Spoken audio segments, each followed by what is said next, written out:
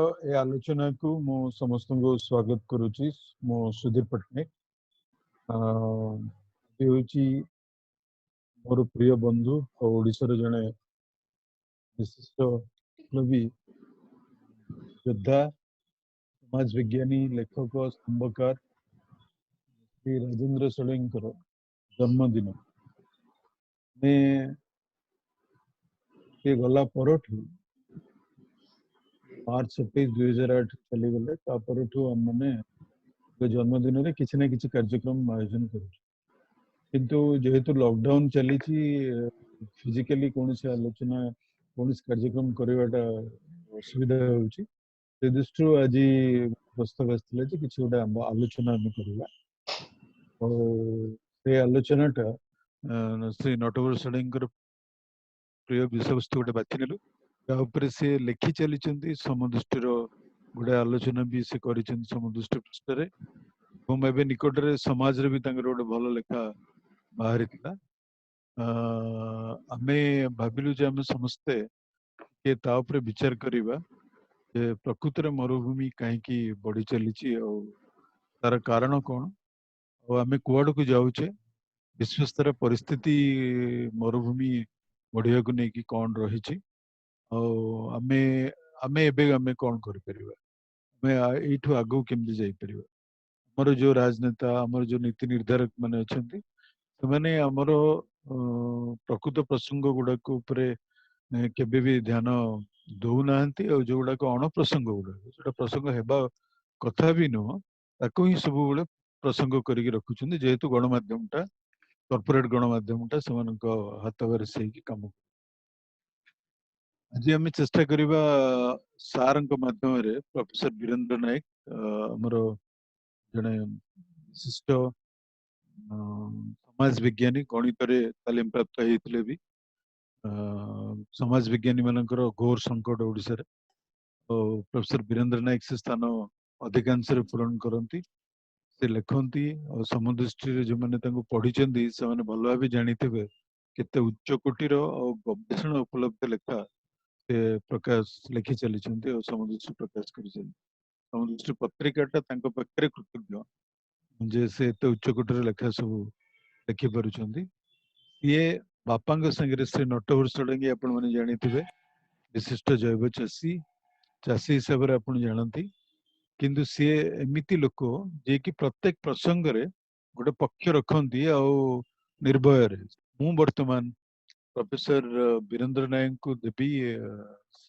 सी बापा संगे नटवर जी संगे आलोचना करेंगे आम गहन प्रोफेसर स्वाधीन पट्टनायक अच्छा जन विशिष्ट गणितज्ञ और मु जने शिक्षाविद और भी जने समाज विज्ञानी हिसाब से मुझे देखे से जो प्रकार सामाजिक प्रसंग पक्ष नुहति आम संगे अच्छा विशिष्ट परिवेशविद प्रफुल्ल सामंतराय आपण मैंने समस्ते जानी सी परिवेश संपर्क में जो जहा होची ओडिशा भितर हो बाहर हो लोकों संगे जाइकी छेड़ा हुंती सी भी शेष आमको कहे मु वर्तमान वीरेंद्र सर को अनुरोध करी से आलोचना को आगे को ने बापा संगे आलोचना को आरंभ करेंगे।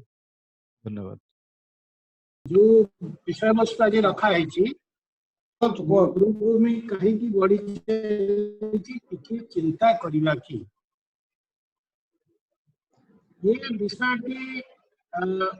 गोटे स्वयं प्रभा जनवा पूर्व सुधीर को जनवा पूर्व मत मोर जड़े वरिष्ठ बंधु एडवोकेट गुरु महांती से खबरटा पाइली से कहले आज गोटे लेखा नटवर समाज देखिली शिरोनाम देखिली सहित मुझे प्राय 15-20 मिनट कथबार्ता टेलीफोन चल दिने जीवा से कहली समयटा ये जाऊ आम जीवा ये जो मरुभूमि कहीं बढ़ी चलती चिंता करवा कि मोर मुझे लेखाटी पढ़ी नहीं समाज में तेणु मु जानवा को चाहिए एवं जो मैंने जोड़ी होती से बहुत भाई जानवा चाहिए जे कहीं गोटे ଶିରୋନାମା ତାଙ୍କ ମନ ଭିତରକୁ ଆସିଲା।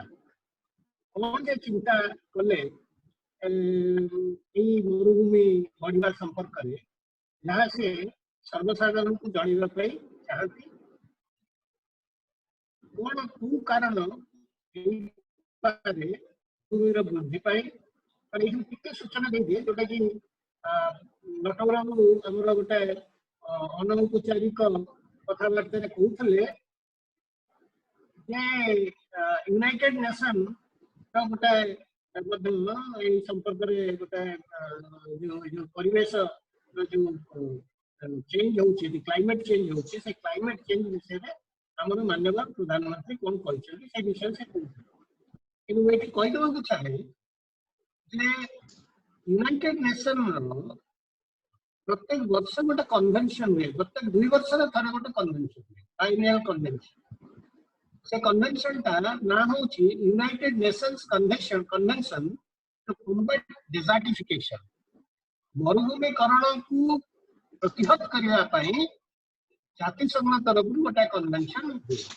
এটা ଦିଲ୍ଲୀରେ ଗତ ସେପ୍ଟେମ୍ବର 2, 2019ରେ ଦିଲ୍ଲୀରେ ଗୋଟେ କନଭେନସନ ହେଇଥିଲା ଏବଂ ଯେଉଁଥିରେ ପ୍ରାୟ 196ଟି ଦେଶରୁ ବୈଜ୍ଞାନିକ ମାନେ ଏବଂ ଅନ୍ୟାନ୍ୟ ଯେଉଁମାନେ ସବୁ ଏଥିରେ ଆଗ୍ରହୀ ଇଣ୍ଡଷ୍ଟ୍ରି ଏକ୍ସପର୍ଟସ ମାନେ ଏମାନେ ମଧ୍ୟ ତା ଦେହରେ ଅଂଶଗ୍ରହଣ କରିଥିଲେ।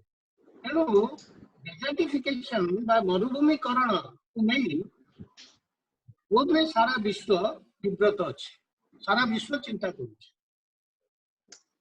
ଏବଂ ମଜା କଥା ହେଉଛି ଯେତେବେଳେ ଏଇ ଘଟଣା ଘଟୁଛି ବା 2019ରେ ସେପ୍ଟେମ୍ବର 2, 2019ରେ ଯେତେବେଳେ ସେ ଆଲୋଚନା ଆରମ୍ଭ ହେବାକୁ ଯାଉଛି ଦିଲ୍ଲୀରେ, ସେତେବେଳେ ଖବରକାଗଜ ସମ୍ବାଦପତ୍ରର ଶିରୋନାମା ହେଉଛି ଯେ ପ୍ରାୟ 30% ଆମର ଯୋଉ ଜମି ସେଗୁଡା ଡିଗ୍ରେଡେଡ ହେଇଗଲାଣି, ଅର୍ଥାତ୍ ସେଗୁଡା ସବୁ ଆସ୍ତେ ଆସ୍ତେ ମରୁଭୂମି ହେବାକୁ ଆରମ୍ଭ କଲାଣି। 60 କୋଟି ଲୋକ ପ୍ରଭାବିତ ହେବାକୁ ଆରମ୍ଭ କଲେଣି। ତେଣୁ ଏଇ ସବୁ କଥା ଲୋକମାନେ ଚିନ୍ତା କରୁଛନ୍ତି। କିନ୍ତୁ ଆଜି ମୁଁ ଜାଣିବାକୁ ଚାହିଁବି, ଆମେ ବି ଯୋଉମାନେ ଯୋଡି ହେଇଛନ୍ତି ଜାଣିବାକୁ ଚାହିଁବା ନଟବରଙ୍କର ଚିନ୍ତାଟା କଣ, କାହିଁକି ସେ ଏଭଳି ଗୋଟେ ଶିରୋନାମାରେ ଲେଖିଲେ, କୋଉ ବିଷୟ ତାକୁ ବିବ୍ରତ କରୁଛି ଯେ ସେ ଏଟାକୁ ଲେଖିବାକୁ ପାରନ୍ତି। ନଟବରବାବୁ, ଆଜିକାର ଆଲୋଚ୍ୟ ବିଷୟ ଯାହା ଆମର ଅଛି, ମରୁଭୂମି କାହିଁକି ହେଉଛି ଏବଂ ମରୁଭୂମି ଆଗକୁ ନ ବଢ଼ିବା ପାଇଁ କ'ଣ ସାବଧାନତା ଆମେ ଅବଲମ୍ବନ କରିପାରିବା, ଏହି ଯେଉଁ ଆଲୋଚନା ଆମେ କରିବାକୁ ଯାଉଛେ, ଏହାକୁ ମୁଁ 3ଟି ପର୍ଯ୍ୟାୟରେ ଆଲୋଚନା କରିବାକୁ ଚାହୁଁଛି। ପ୍ରଥମ କଥା, ମରୁଭୂମି କାହିଁକି ହେଉଛି। ଦ୍ୱିତୀୟ କଥା, ମରୁଭୂମିରେ ଯୋଉ ଦେଶମାନେ ଅଛନ୍ତି ପୃଥିବୀରେ, ସେମାନେ କି ପ୍ରକାର ଦାୟୀ ବା କି ପ୍ରକାର ତାକୁ ନିୟନ୍ତ୍ରଣ କରିବା ପାଇଁ କ'ଣ କ'ଣ ବ୍ୟବସ୍ଥା କରିଛନ୍ତି। ଏବଂ ତୃତୀୟ କଥା ଯେ ଆମେ କ'ଣ ପ୍ରସ୍ତାବ ଦେଉଛୁ ଯେ ମରୁଭୂମିଟା ପୃଥିବୀରେ ଆଉ ଅଧିକା ନ ବଢ଼ିବା ପାଇଁ ଆମ ପ୍ରସ୍ତାବ ସହାୟକ। ପ୍ରଥମ କଥା, ଆମେ ସମସ୍ତେ ଜାଣିଛେ, ପାଠ ପଢ଼ିଥିଲେ, ଏବେ ବି ଯିଏ ପଢ଼ୁଛନ୍ତି ସବୁ ପଢ଼ୁଛନ୍ତି ଏବଂ ଆଗକୁ ବି ଯିଏ ପଢ଼ିବେ, ଯେ ମରୁଭୂମି, ପ୍ରାକୃତିକ ମରୁଭୂମି ମହାଦେଶର ପଶ୍ଚିମରେ କର୍କଟ କ୍ରାନ୍ତି ଆଉ ମକର କ୍ରାନ୍ତିର 10 ଡିଗ୍ରୀରୁ 30 ଡିଗ୍ରୀ ଭିତରେ ଦେଖାଯାଏ।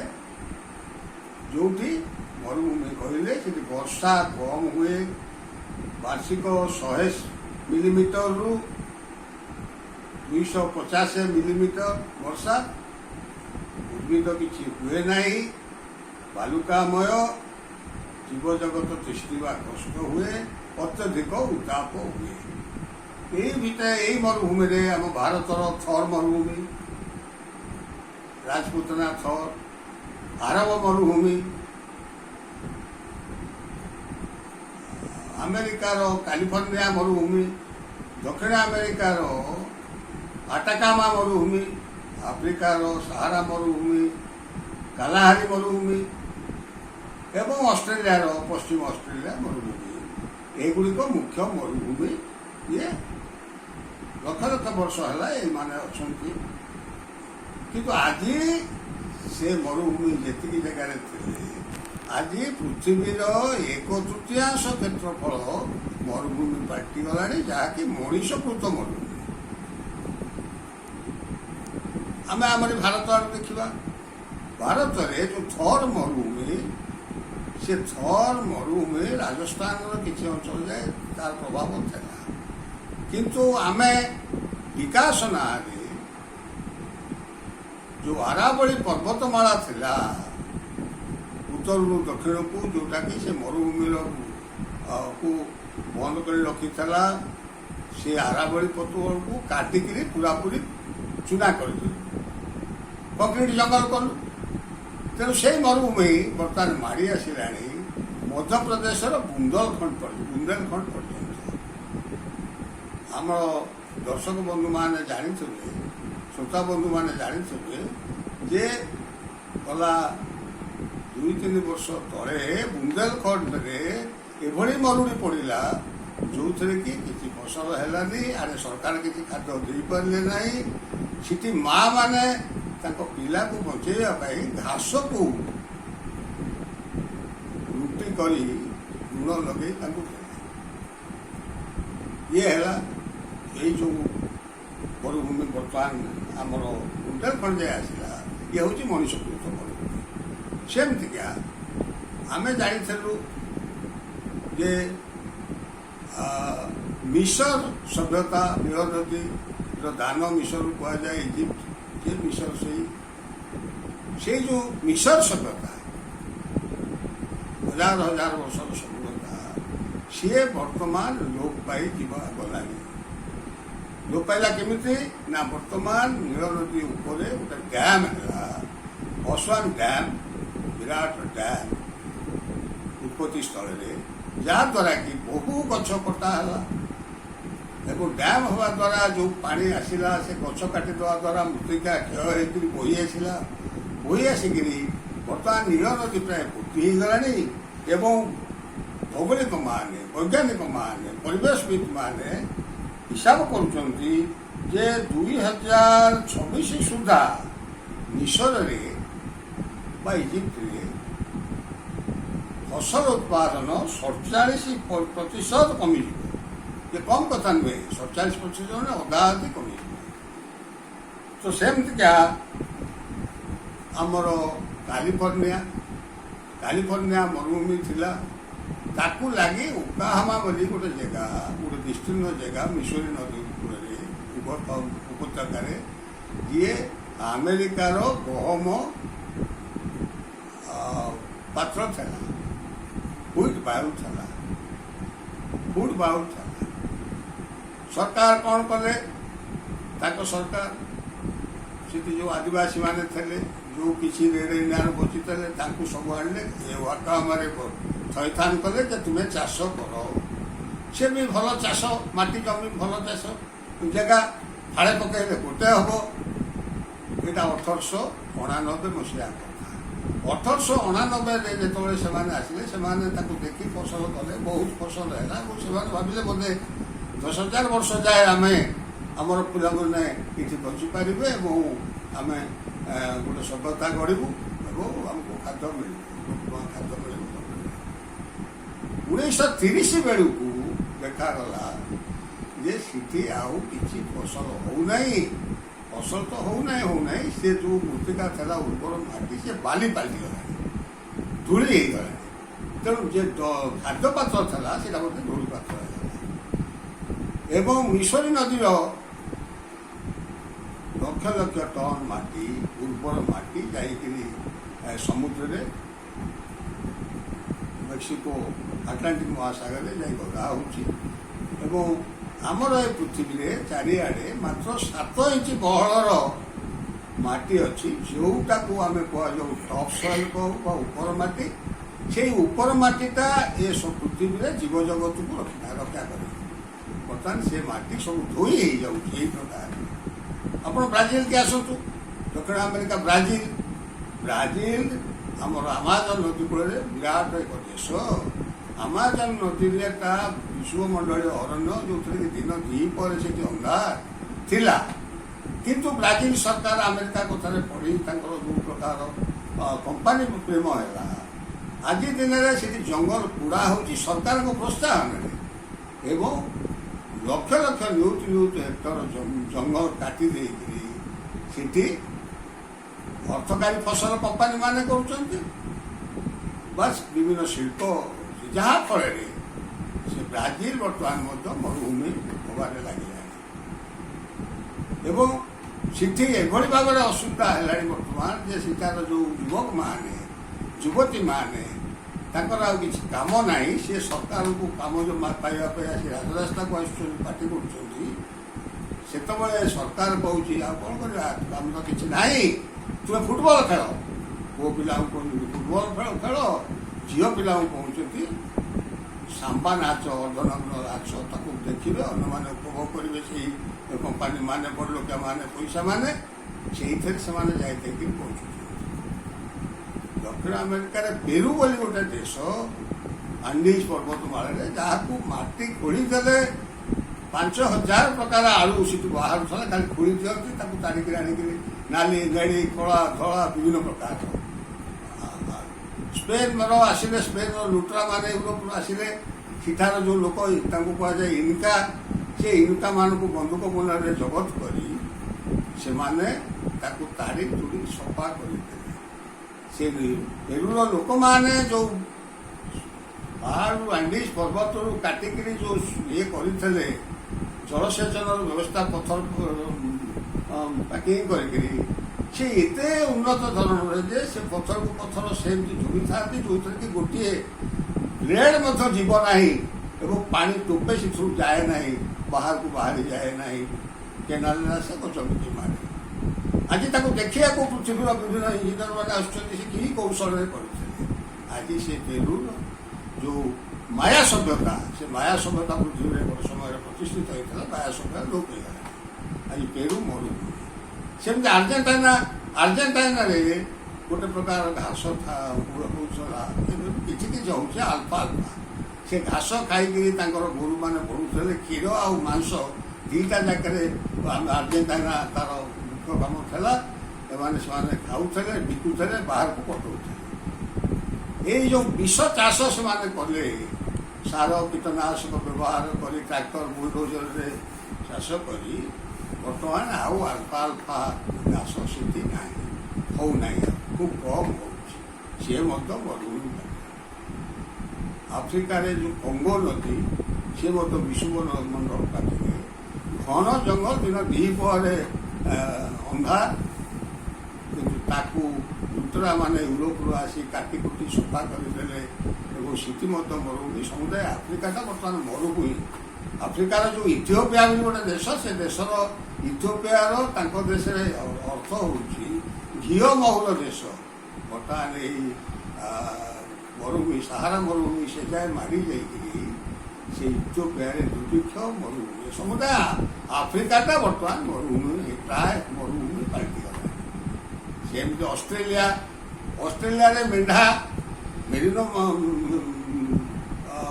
ମେଷ ବୋଲିକିରି ସାରା ପୃଥିବୀରେ ଚହଳ ପଡ଼ିଥିଲା। ଆମେ ବି ପାଠ ପଢ଼ିଛୁ, ଆଫ୍ରିକା ବଡ଼ ବଡ଼ ମେଣ୍ଢା ଏତେ ଯେ ତାକୁ ଚରେଇବାକୁ ଘୋଡ଼ାରେ ଚଢ଼ିକିରି ଲୋକ ତାଙ୍କର ମୁନିମାନେ ଦେଖୁଥିଲେ।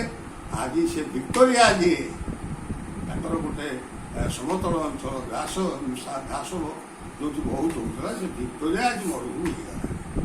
ଚୀନରେ ଗୋବି, ଚୀନର ଉତ୍ତର ପୂର୍ବକୁ ଗୋବି, ଯେଉଁଟା ଗୋଟେ ଜଙ୍ଗଲ ଥିଲା, ଯେଉଁଥିରେ ଗୋଟେ ସମୟରେ ଚେଙ୍ଗିଜ୍ ଖାଁ ଯେଉଁ ଏସିଆ ଆକ୍ରମଣ କରିଥିଲା, ସେ ଚେଙ୍ଗିଜ୍ ଖାଁ ଘୋଡ଼ାରେ ତା ଭିତରେ ଶିକାର କରୁଥିଲା, ଜୀବଜନ୍ତୁ ରହୁଥିଲେ, ଗଛପତ୍ର ଥିଲା। ଚୀନର ଓୟାଙ୍ଗ ନଦୀ, ଯେଉଁଟା ନୀଳ ନଦୀ, ସେ ନୀଳ ନଦୀର ଉପର ମୁଣ୍ଡରେ ଡ୍ୟାମ୍ ହେଲା, ଲକ୍ଷ ଲକ୍ଷ କୋଟି କୋଟି ଗଛ କାଟି ଦିଆଗଲା, ମାଟି ଭୁଷୁଡ଼ି ଆସିଲା, ତଳକୁ ଭାସି ଆସିଲା ଏବଂ ବର୍ତ୍ତମାନ ସେ ଇଏ ହେଉଛି ସମ୍ପୂର୍ଣ୍ଣ ମରୁଭୂମି। ଚୀନର 1/3 ମରୁଭୂମି ହେଇଗଲାଣି, ଉତ୍ତର ପୂର୍ବ ମରୁଭୂମି ହେଇଗଲାଣି। ତ ଏଇସବୁ ମରୁଭୂମି ମଣିଷ ତିଆରି ମରୁଭୂମି। ପୃଥିବୀର ସମୁଦାୟ 1/3 କ୍ଷେତ୍ରଫଳ ବର୍ତ୍ତମାନ ମରୁଭୂମି। ପ୍ରତିବର୍ଷ 70,000 ବର୍ଗ କିଲୋମିଟର ନୂଆ ମରୁଭୂମି ମନୁଷ୍ୟ ତିଆରି କରୁଛୁ, ଆମେ ତିଆରି କରୁଛୁ। ଏବଂ ସେଇଥିରେ ଆଫ୍ରିକାର ଲୋକ ସଂଖ୍ୟାର 40 ଭାଗ ହେଉଛନ୍ତି ମରୁଭୂମି, ଏସିଆର 39 ଭାଗ ଏବଂ ଆମେରିକାରେ 30 ଭାଗ ମରୁଭୂମି। ଏଇସବୁ ଯେଉଁ ପ୍ରକାର ହେଉଛି ପୃଥିବୀରେ ପ୍ରାୟ ବର୍ତ୍ତମାନ 100 କୋଟି ଲୋକ, 700 କୋଟି ଲୋକ, ସେଥିରୁ 100 କୋଟି ଲୋକ ମରୁଭୂମିରେ ରହୁଛନ୍ତି, ଖାଦ୍ୟ ପାଇଁ ହାହାକାର ହେଉଛନ୍ତି। ପ୍ରତି ବର୍ଷ 70 ଲକ୍ଷ ବର୍ଗ କିଲୋମିଟର ଅର୍ଥାତ୍ 600 ନିୟୁତ ହେକ୍ଟର ଜମି ବଞ୍ଜର ହେଇଯାଉଛି। ବଞ୍ଜର ମାନେ ପଡ଼ିଆ ହେଇଯାଉଛି, ଆଉ ଯୁଗ କ'ଣ ଏତେ ଜମି ଯଦି ସେ ଜମିକୁ ପୃଥିବୀର ଭୂମିହୀନ ମାନଙ୍କୁ ଦିଆଯାଇ ପାରୁଥାନ୍ତା, ସେ ଆଉ ପୃଥିବୀରେ କେହି ଭୂମିହୀନ ରହିନଥାନ୍ତେ। ତାକୁ ମରୁଭୂମି ଆମେ କରୁଛେ।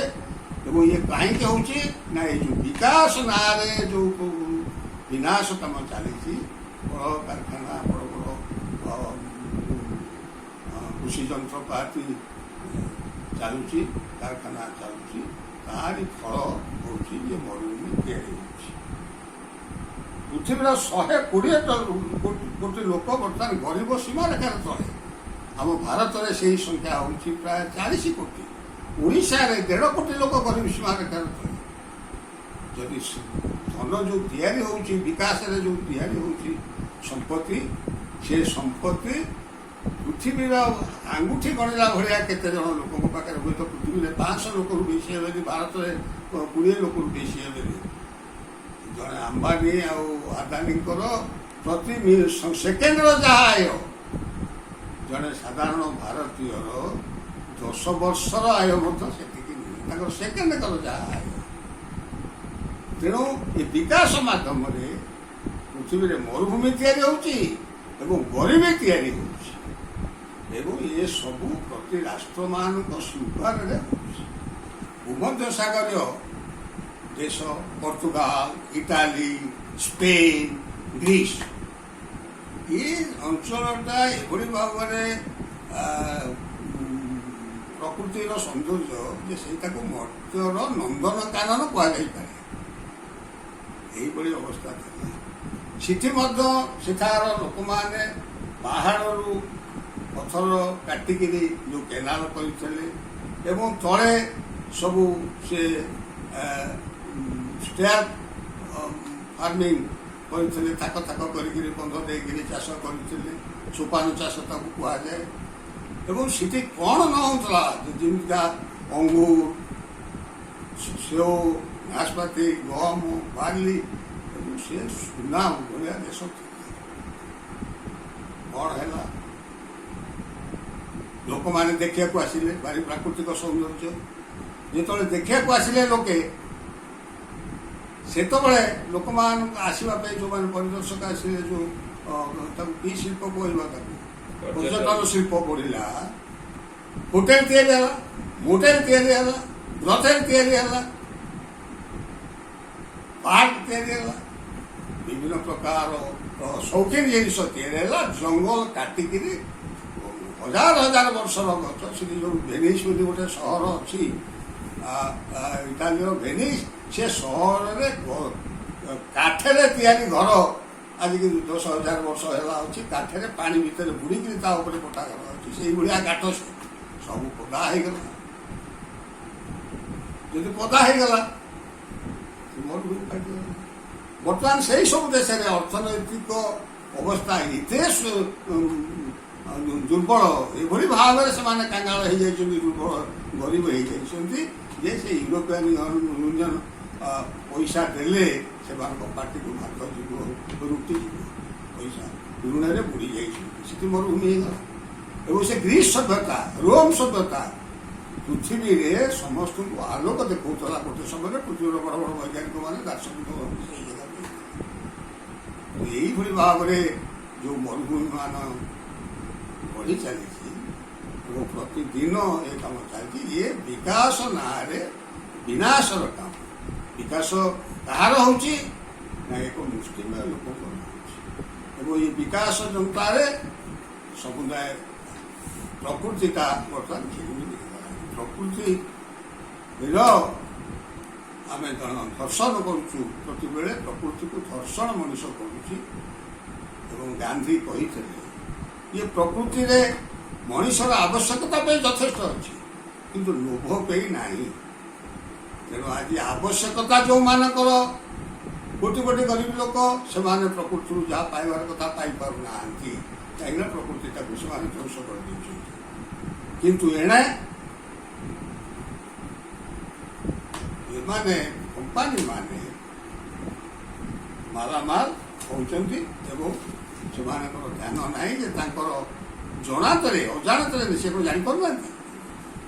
एमिति केबे देखा जाइथला जे मरुभूमि तो जो वर्षा न होला जल विहुने सृष्टिनाश जल बहुले सृष्टिनाश यही जो जलसेचन व्यवस्था है सिथेरे बहु जमी पानी जमिकी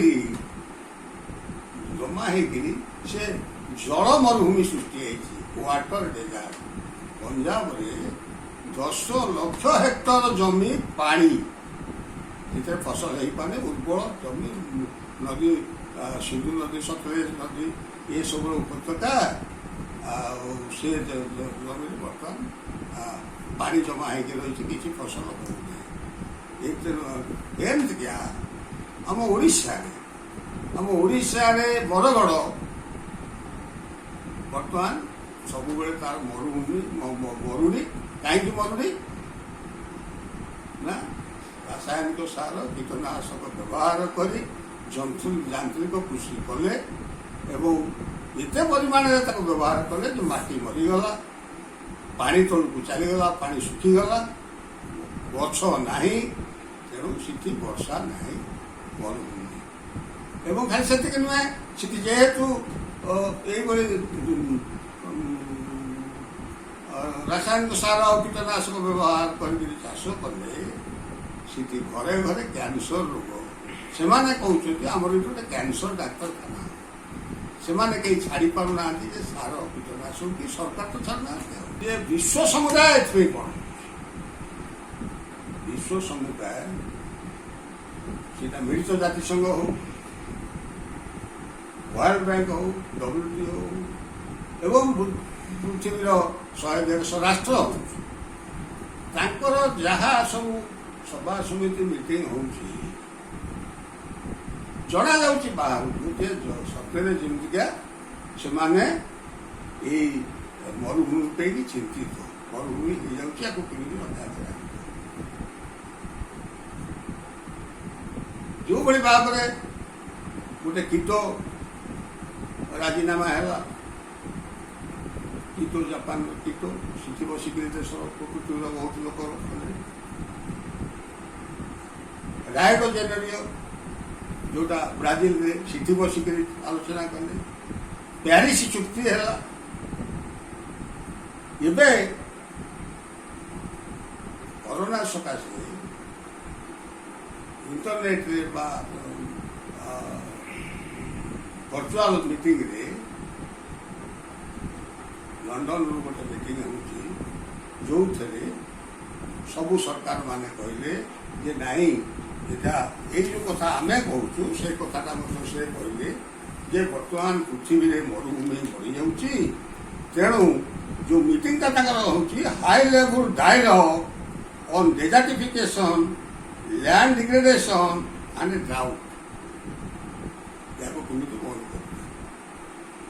एवं तार उत्तर में आम प्रधानमंत्री कहते आम ए विषय पृथ्वी रे आगे आम बंद कर किंतु श्रोता बंधु माने दर्शक बंधु माने आप जानिले आश्चर्य भारत सरकार पार्लियामेंट रे कही 1.5 वर्ष तले जो परिवेश मंत्री 67 लाख गछ से काटी 5 वर्ष भितर एवं सेटार उत्तर होची से भली गछ काटिबा विकास पे अपरिहार्य थिला तेणु जदि कहले अपरिहार्य जेतबले काटिले सबटा अपरिहार्य आज गोटे भिस्टा होची सेंट्रल भिस्टा दिल्ली रे हजार हजार गछ कटा हो गोटे गोटे गछ 10 फुट 12 फुट गोली से गछ कटा हो सफा हो कौन पे कि ना शौकीन बंगला हम प्रधानमंत्री को पे राष्ट्रपति को नहीं प्रधानमंत्री को पे स्पीकर को पे अन्य एमपी मान को पे वो पार्लियामेंट भवन गोटे लुआ हम आड़े देश 10-12 कोटी लोक प्रतिदिन राति उपास शोचती भावना ना विलासपूर्ण घर तैयारी करेंगे जो प्रधानमंत्री रही अन्य रही पार्लियामेंट हम से स्थिति ये गछ कटा हम से घर करूँ कौन करूँ से कथाटा आम नुहे आम कौन गछ कटा हम गछटा कथा कहीं बारंबार कहुच्छी गछ मनीष को प्रकृति को 3-4टी जिनिस दिए प्रथम कथा अम्लजान दिए केते अम्लजान दिए जे जो आमाजन पाखे जो जंगल से जंगल एत अम्लजान बाहर जे सारा पृथ्वी माने से अम्लजान ग्रहण करें से कहुए आमाजन जंगल को कहुए जे पृथ्वीर फुसफुस गोटे बर गछ ता जीवदशा 40 कोटी टंकार अम्लजान दे ताले से सब आम अम्लजान वंचित आम छाया वंचित हेलु गछर छाई हेले वर्षा हम ठंडा है वर्षा हम वर्षा कम है मरुड़ी है गछर चेरे पानी रखिपारे वर्षा जल को रखिपारे चेर जो गछटे काटुवे कोड़े देखिए से चेर पाखु पानी बाहर 5 फुट 10 फुट 20 फुट तक पानी बाहर तेणु बर्तमान भूतल जल ना पानी आउ ना चारिड़े पानी नहीं गंगा नदी कूल 200 फुट तले पानी मिलू गंगा नदी सब नई पृथ्वी जाक शुखिला पड़ू नई गुड़ाक मरी जाऊँ पानी नहीं अरे पानी केमी पानी रहा जदि प्रकृति का रक्षा हाँ गछ रक्षा हाँ तो है नहीं अरे जी पानी अच्छी कंपानी मान केवल कोकाकोला कंपानी जी पानी नौ प्रति लोकर दिनकर खूब कम 200 ml पानी से नौ 200 लीटर पानी कल्पना कर सारा कोकाकोला एभली गोटे आवश्यक जिनिस नुहे एवं कोकाकोला कंपानी अमेरिकार कंपानी तेणु चुंगुड़ी मारी चिंतिका मारी बणी पोषिला भाया लक्ष लक्ष गरीब लोक मरुंच एवं एकक संख्यार धनिक लोक तैयारी तेणु पृथ्वी जाक बर्तमान पानी सबुआड़े पानी पानी हाहाकार नहीं कहीं आड़े कहूँ मिलित जातिसंघ कहूँ 2030 बेलू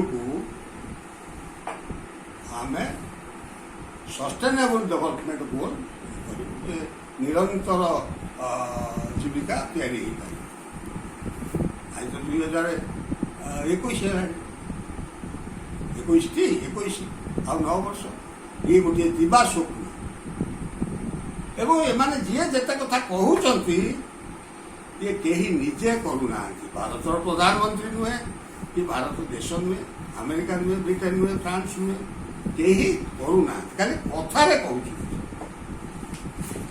लोक मान भल शुभ खबर कागज बाहर रेडियो टीवी यही कथा प्रचार हो जो भाई भाव में गला 30 वर्ष है यही कथा पृथ्वी पंचायत बा पृथ्वी बड़ बड़ नेता मैंने कहते जब कार्यकारी होता यही भाया दुखदर अवस्था आज आम भोगु न था आज जो ग्लोबल वार्मिंग कहुच्छी क्लाइमेट चेंज कहुच्छी कहीं ना यही जो यांत्रिक कृषि क्षेत्र में जंत्र प्रयोग गछपत्र तो काटी दौर माटी की पत्थर कर